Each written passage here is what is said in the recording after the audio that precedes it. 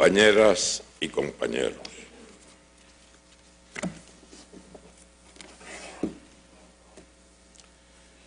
Iniciamos esta tarde las sesiones del 6º Congreso del Partido Comunista de Cuba, en una fecha trascendental de nuestra historia, el 50 aniversario de la proclamación del carácter socialista de la revolución por parte de su comandante en jefe, Fidel Castro Ruz, el 16 de abril de 1961. Al despedir a los caídos en los bombardeos a las bases aéreas el día anterior, como preludio de la invasión mercenaria por Playa Girón, organizada y financiada por el gobierno de Estados Unidos, que formaba parte de sus planes para destruir la revolución y restablecer, con el concierto de la Organización de Estados Americanos, OEA, la dominación sobre Cuba. Fidel decía entonces al pueblo enardecido y armado: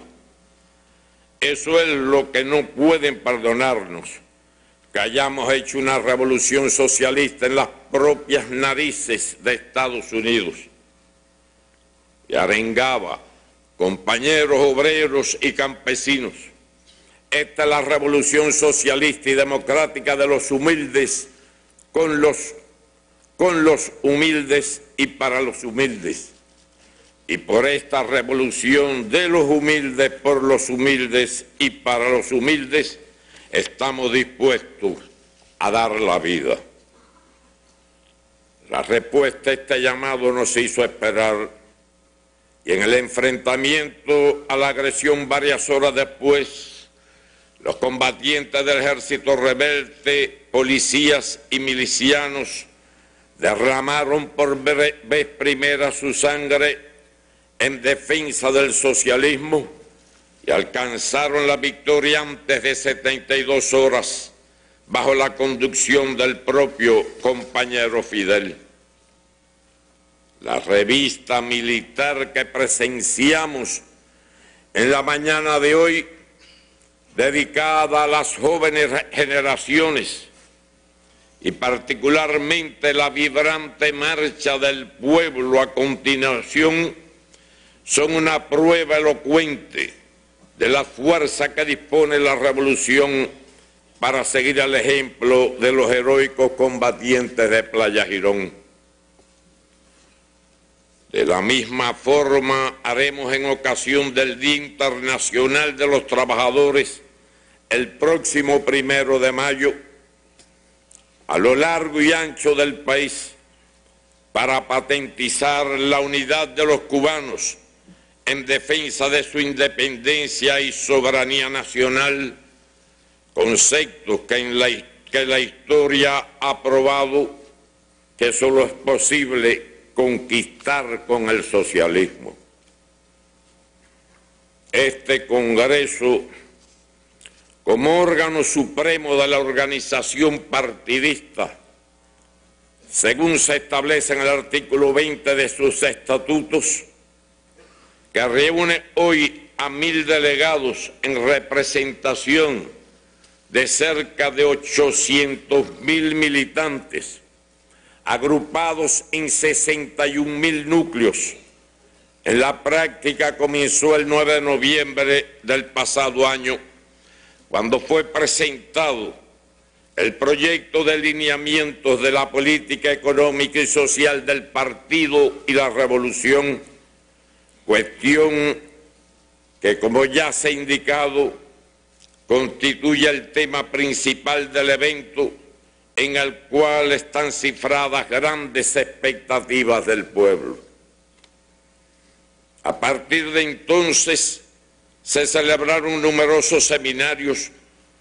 que sirvieron al propósito de esclarecer y profundizar en el contenido de los lineamientos y de ese modo preparada adecuadamente a los cuadros y funcionarios que a su vez encabezarían el proceso de discusión con la militancia las organizaciones de masas y la población en general. Durante 3 meses, del principio de diciembre del 2010 al 28 de febrero del presente año, se desarrolló el debate en el cual participaron 8.913.838 personas en más de 163.000 reuniones efectuadas en el seno de las diferentes organizaciones, registrándose una cifra superior a 3 millones de intervenciones. Cabe aclarar que en el conjunto de participantes se incluyen, sin haberse definido con exactitud, decenas de miles de militantes del Partido y la Juventud que asistieron tanto a las reuniones de sus núcleos o comité de base como a las celebradas en los centros de trabajo o estudio y además en las comunidades donde residen. Es también el caso de quienes no militan y participaron en sus colectivos de trabajo y posteriormente en los respectivos barrios. La propia Asamblea Nacional del Poder Popular dedicó casi 2 jornadas completas en su última sesión ordinaria el pasado diciembre a analizar entre los diputados el proyecto de lineamientos. Este proceso puso de manifiesto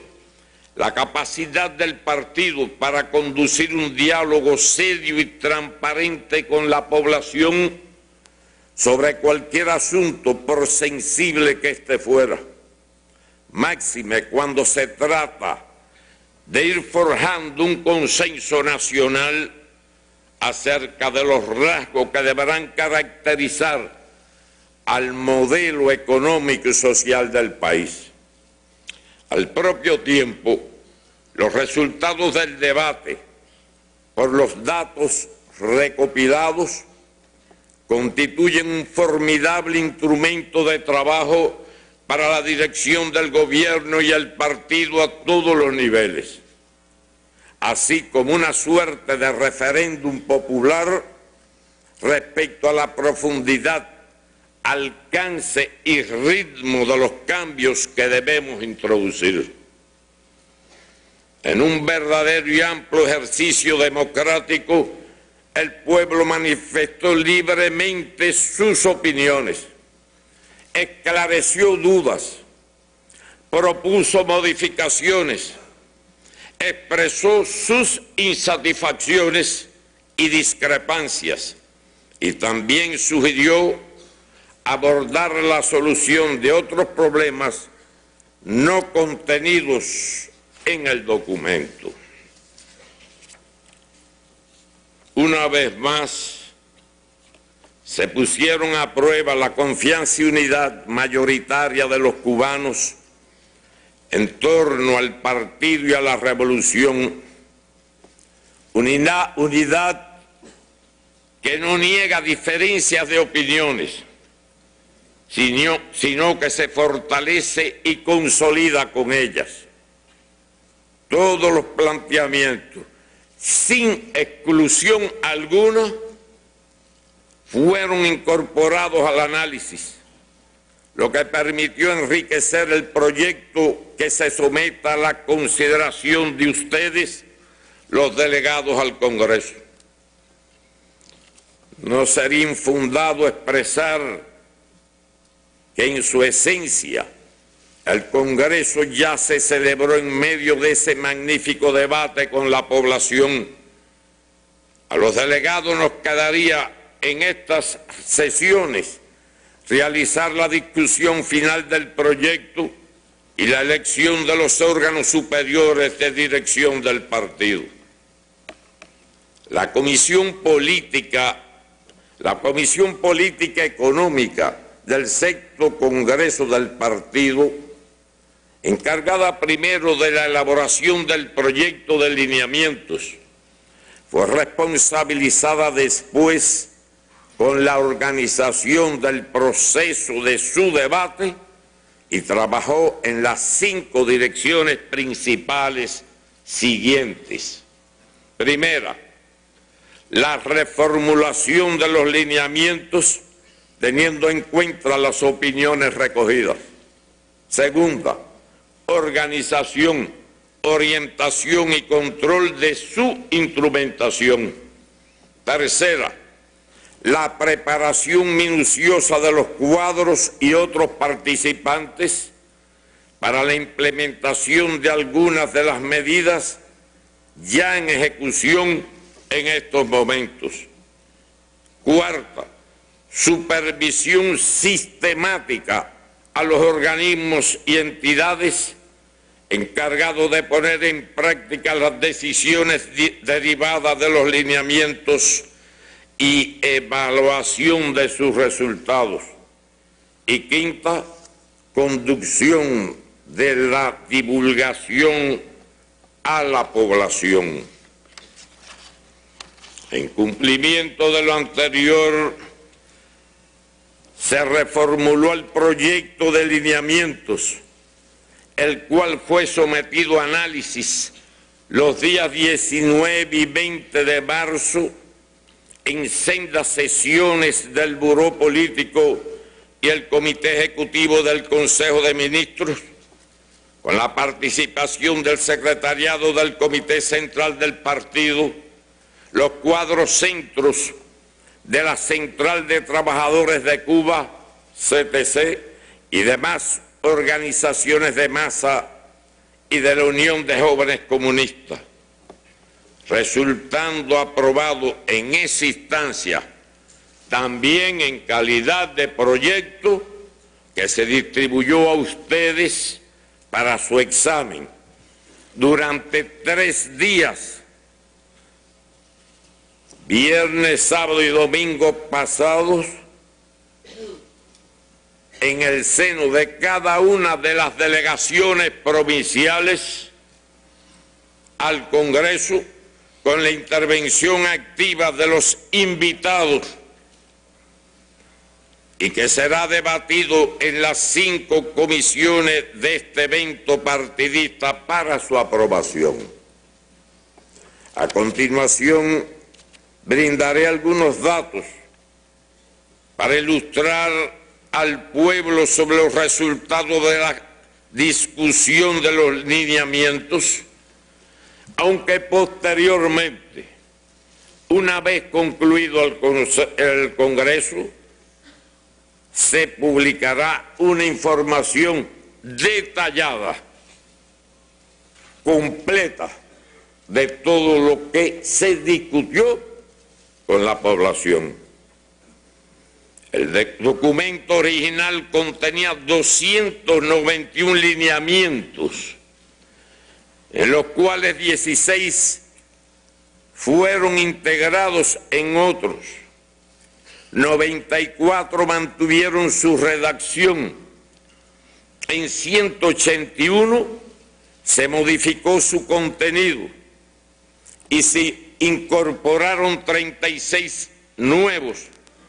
resultando un total de 311 en el actual proyecto.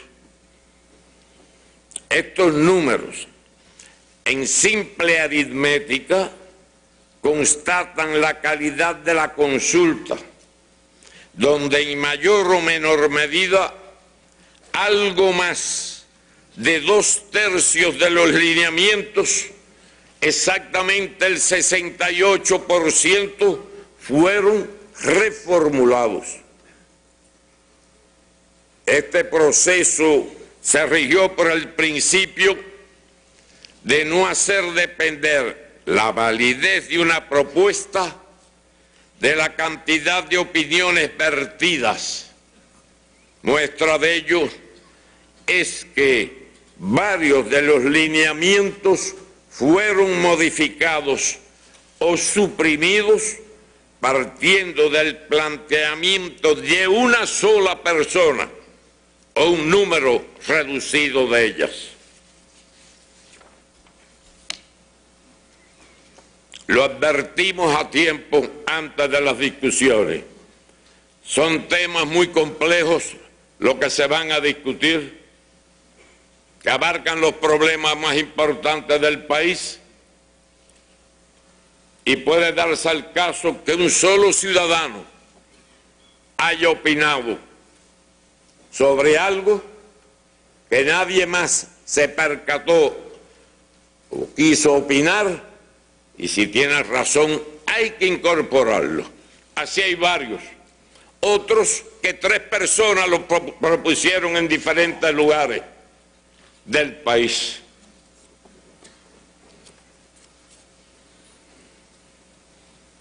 Asimismo, es necesario explicar que algunos pronunciamientos no se ven reflejados en esta etapa, ya sea porque, y también se publicará en sentido general, se requiere profundizar en la temática, al no disponerse de las condiciones requeridas, o en otros casos, por estar en abierta contradicción con la esencia del socialismo, como por ejemplo las 45 proposiciones que abogaron por permitir la concentración de la propiedad. Quiero con esto exponer que aunque como tendencia existió en general comprensión y apoyo al contenido de los lineamientos, no hubo unanimidad, ni mucho menos, y eso era precisamente lo que necesitábamos. Si de verdad pretendíamos una consulta democrática y seria con el pueblo. Por lo anterior, podemos calificar con total seguridad a los lineamientos como la expresión de la voluntad del pueblo, contenida en la política del partido, el gobierno y el Estado, de actualizar el modelo económico y social con el objetivo de garantizar la continuidad e irreversibilidad del socialismo, así como el desarrollo económico del país y la elevación del nivel de vida, conjugados con la necesaria formación de valores éticos y políticos de nuestros ciudadanos. Como era de esperar, en la discusión de los lineamientos, la mayor cantidad de proposiciones se concentró en el capítulo 6, Política Social, y el capítulo 2, Políticas Macroeconómicas, sumando ambos el 50,9% del total. Les siguieron en orden descendente los capítulos 11, Política para las construcciones, viviendas y recursos hidráulicos. El 10, Política para el transporte. Y el capítulo 1, como era de esperar, también el modelo de gestión económica. En estos 5 capítulos del total de 12, se agrupa el 75% de las opiniones. Por otra parte, en 33 lineamientos, el 11% del total se aglutinó el 67% de las propuestas, siendo los lineamientos 162, que trata la eliminación de la libreta de abastecimientos, el 61 y 62 sobre la política de precios, el 262 acerca de la transportación de pasajeros, el 133 referente a la educación, el 54 relativo a la unificación monetaria y el 143 asociado a la calidad de los servicios de salud, los que motivaron una mayor cantidad de proposiciones. La libreta de abastecimiento y su eliminación fue sin dudas el asunto que provocó más intervenciones de los participantes en el debate, y es lógico que así fuese. 2 generaciones de cubanos han pasado su vida bajo este sistema de racionamiento que, a pesar de su nocivo carácter igualitarista, brindó durante décadas a todos los ciudadanos el acceso a alimentos básicos a precios irrisorios altamente subsidiados. Este instrumento de distribución, si bien fue introducido en los años 60 con una vocación igualitaria en momentos de escasez para proteger a nuestro pueblo de la especulación y el acaparamiento con fines de lucro por parte de unos pocos, se ha venido convirtiendo con el decursar de los años en una carga insoportable para la economía y en un desestímulo al trabajo, además de generar ilegalidades diversas en la sociedad. Como la libreta está diseñada para cubrir a los más de 11 millones de cubanos por igual, no faltan ejemplos absurdos, como que el café normado, por ejemplo, se abastece hasta a los recién nacidos. Lo mismo pasaba con los cigarros hasta septiembre del 2010, que se surtía sin distinguir a fumadores y no fumadores, propiciando el crecimiento de este dañino hábito en la población. Hay muchos ejemplos más. En este sensible tema, el abanico de opiniones es muy amplio, desde quienes sugieren suprimirla de inmediato hasta aquellos que se oponen enfáticamente a su eliminación y proponen normarlo todo, incluyendo los artículos industriales. Otros opinan que para combatir el acaparamiento y garantizar el acceso de todos a los alimentos básicos, debería, en una primera etapa, mantenerse la cuota normada, aunque los precios dejen de subsidiarse. No pocos recomiendan privar de la libreta a los que no estudien o trabajen, o aconsejan que los ciudadanos con mayor ingreso voluntariamente prescindan de este sistema.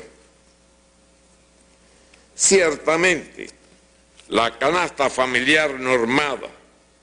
justificada en circunstancias históricas concretas, al haberse mantenido durante tanto tiempo, contradice en su esencia el principio de la distribución que debe caracterizar el socialismo, o sea,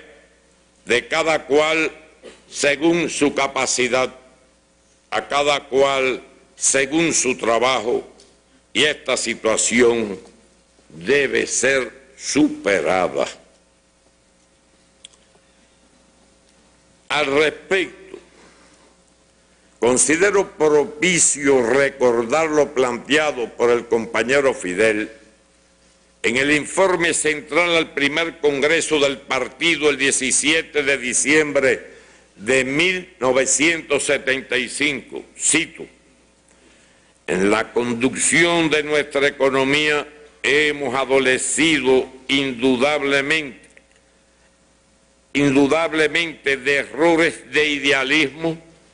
y en ocasiones hemos desconocido la realidad de que existen leyes económicas objetivas a las cuales debemos atenernos. Fin de la cita. El problema que enfrentamos no es de concepto, radica en cómo, cuándo y con qué gradualidad lo haremos.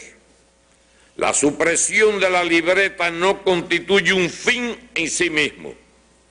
ni puede verse como una decisión aislada, sino como una de las principales medidas que será imprescindible aplicar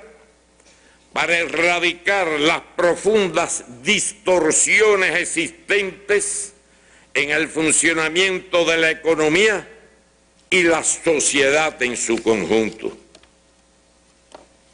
A nadie en su sano juicio en la dirección de este país se le puede ocurrir decretar de golpe la eliminación de este sistema, sin previamente crear las condiciones para ello, lo que se traduce en realizar otras transformaciones del modelo económico en aras de incrementar la eficiencia y la productividad del trabajo, de modo que se puedan garantizar con estabilidad niveles de producción y oferta de los productos y servicios básicos a precios no subsidiados y a la vez accesibles a todos los ciudadanos. Este asunto lógicamente guarda estrecha relación con los precios y la unificación monetaria, los salarios y el fenómeno de la pirámide invertida, que como se aclaró en el Parlamento el pasado 18 de diciembre, se expresa en la no correspondencia de la retribución salarial con la jerarquía e importancia de la labor desempeñada, problemática que se reflejaron en alta proporción en los planteamientos realizados.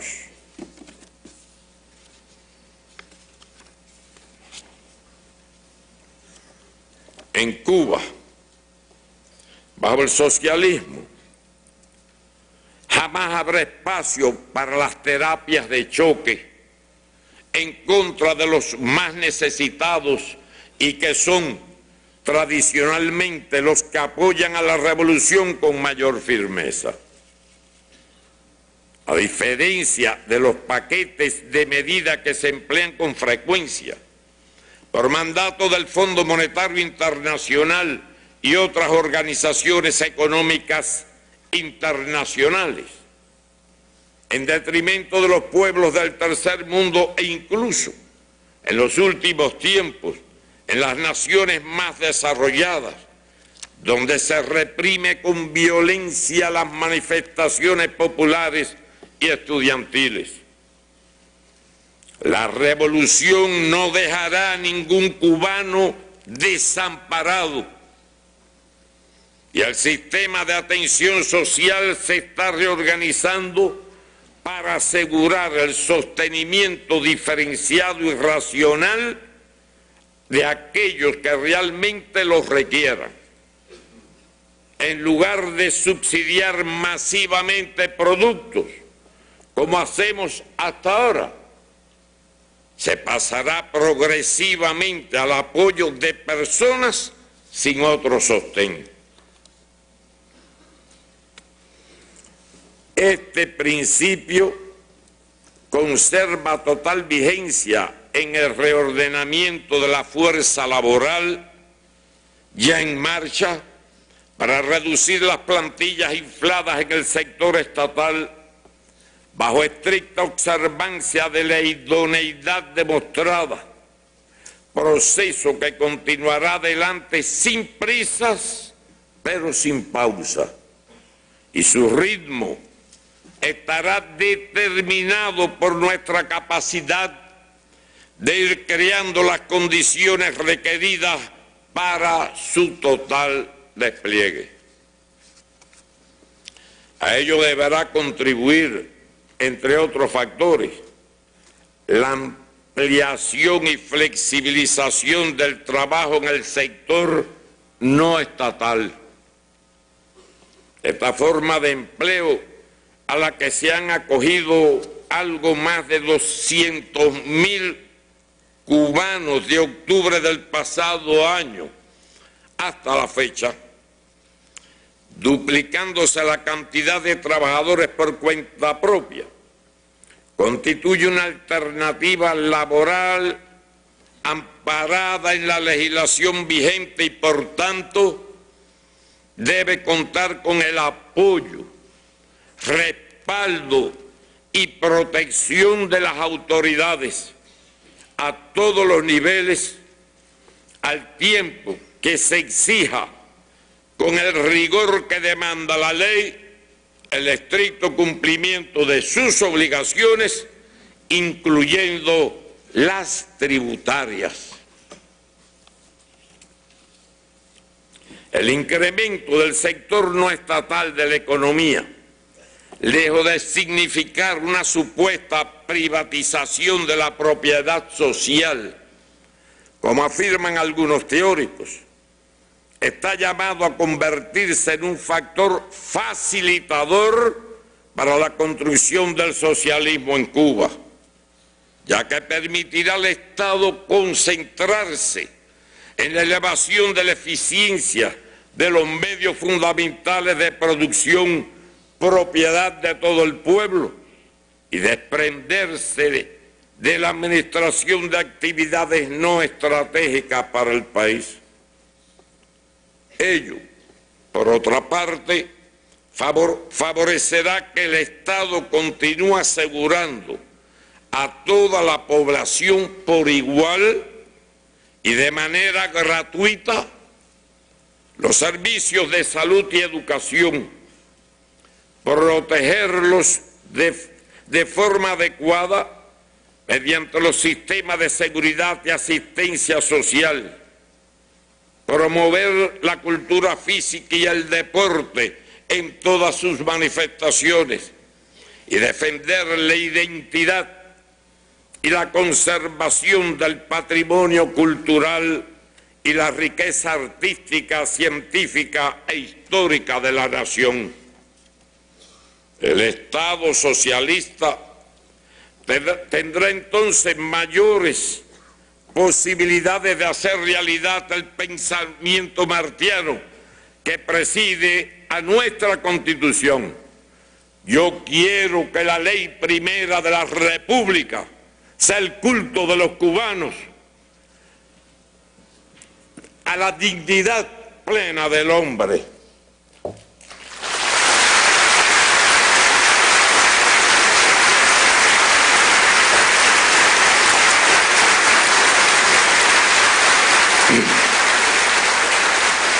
Principio fundamental que se puede repetir y aprenderlo de memoria. Yo quiero que la primera ley de la República sea el culto de los cubanos a la dignidad plena del hombre. Corresponde al Estado defender la soberanía e independencia nacional, valores que enorgullecen a los cubanos, y continuar garantizando el orden público y la seguridad ciudadana que distinguen a Cuba por ser uno de los países más seguros y tranquilos del mundo, sin narcotráfico ni crimen organizado, sin niños o adultos mendigos, sin trabajo infantil, sin cargas de caballería contra los trabajadores, estudiantes u otros sectores de la población, sin ejecuciones extrajudiciales, cárceles clandestinas ni torturas, a pesar de las campañas que sin prueba alguna constantemente se orquestan contra nosotros, ignorando con marcada intención que todas esas realidades son, en primer lugar, derechos humanos fundamentales a los que ni siquiera se puede aspirar por la mayoría de los habitantes del planeta. Ahora bien, para poder garantizar todas esas conquistas del socialismo, sin retroceder en su calidad y alcance, los programas sociales deben caracterizarse por una mayor racionalidad, de manera que con gastos menores se obtengan resultados superiores y sostenibles en el futuro, y que además guarden una adecuada correlación con la situación económica general de la nación. Recuerden que ya en el Parlamento más de una ocasión nos hemos referido a que ningún país ni ninguna persona puede gastar más de lo que tiene, y que 2 y 2 suma 4, nunca 5, ni mucho menos 6 o 7, como a veces hemos pretendido. Como se aprecia en los lineamientos, estas ideas tampoco están reñidas con la importancia que otorgamos a la separación precisa del papel que corresponde jugar en la economía a los organismos estatales por una parte y a las empresas por la otra. Asunto que por décadas se ha visto plagado de confusiones e improvisaciones y que estamos obligados a solucionar a mediano plazo en el marco del perfeccionamiento y fortalecimiento de la institucionalidad. La comprensión plena de estos conceptos nos permitirá avanzar con solidez y sin retroceso en la paulatina descentralización de facultades desde el gobierno central hacia las administraciones locales y desde los ministerios y otras entidades nacionales en favor de la autonomía creciente de las empresas estatal socialistas.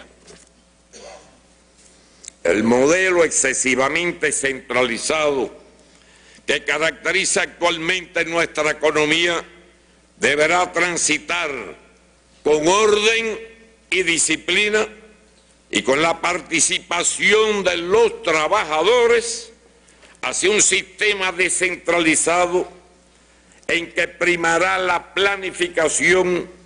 como rasgo socialista de dirección, pero no ignorará las tendencias presentes en el mercado, lo que contribuirá a la flexibilidad y permanente actualización del plan. La experiencia práctica nos ha enseñado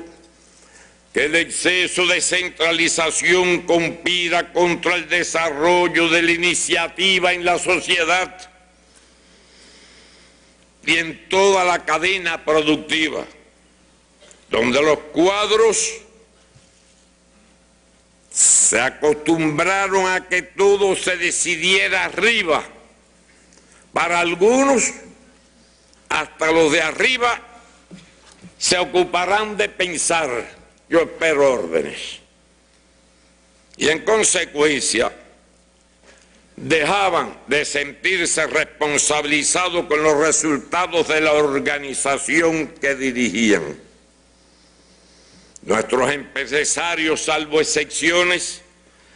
se acomodaron a la tranquilidad y seguridad de la espera y desarrollaron alergia por el riesgo que entraña la acción de adoptar decisiones, o lo que es lo mismo, acertar o equivocarse.